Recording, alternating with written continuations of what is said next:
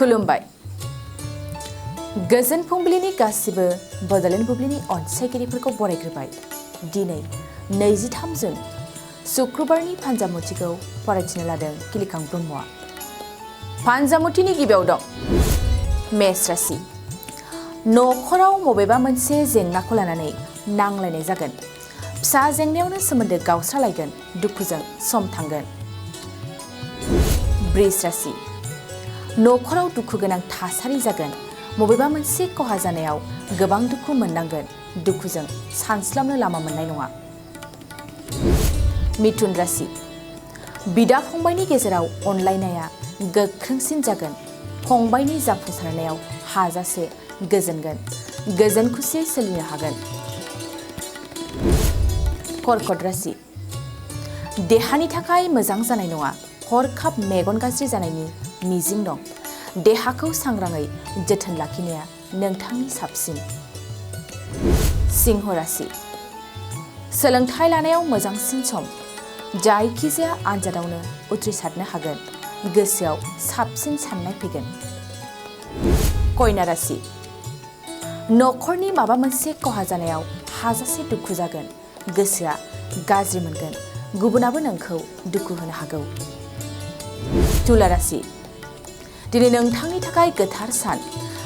सानाव बिमा बिफानो अनथोब होगोन गुबुननि फारसे गोसोआव अनखांनाय फैगोन वृश्चिक राशि मोजां खामानि मावनानै ओनसोलाव मुं गोसारगोन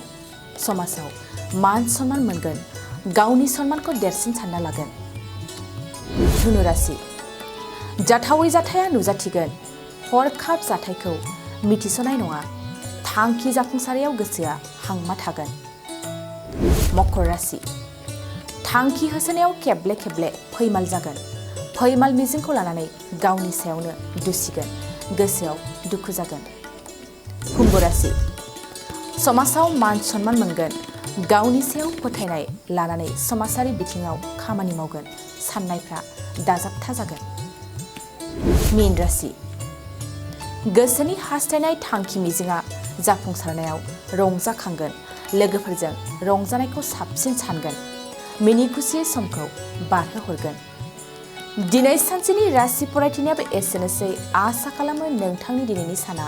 मोजाङै मोजां थांगोन बेखौ बड'लेण्ड बुब्लि नखरनिफ्राय मिजिंथिबाय गोजोन्थों थाखो जिसेआव मुं थिसननो हांखुर जानाय फरायसाफोरनि थाखाय मोनसे गोनां फोसावथाय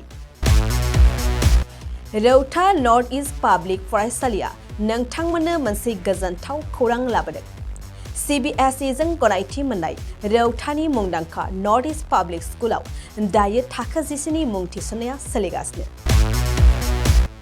साइन्स आरो आर्ट्स मोन्नैबो स्ट्रिमनि थाखाय रौतानि नर्थ इस्ट पाब्लिक स्कुलाव मुं थिसननाया सोलिगासिनो बे फरायसालियाव थाखोनि फराफारि आयदा फोरोंथायजों लोगोसेयैनो JEE NEET CUET engineering medical entrance आनजादनि थाखाय उफ्रा फोरोंथायबो होनाय जायो बे फरायसालियाव बिजाब बाख्रि फरायसाफोरनि थाखाय हस्टेल आरो गेलेनाय मोसानाय बायदि बायदि केरिकुलार एक्टिभिटिसनि सुबिदा दं गोसो गुदुं फरायसाफोरा दिनैनो दानो नैबे मबाइल नम्बर 8638605769 नङाब्ला 9435184298 आव थोंजों सोलोंनो हागोन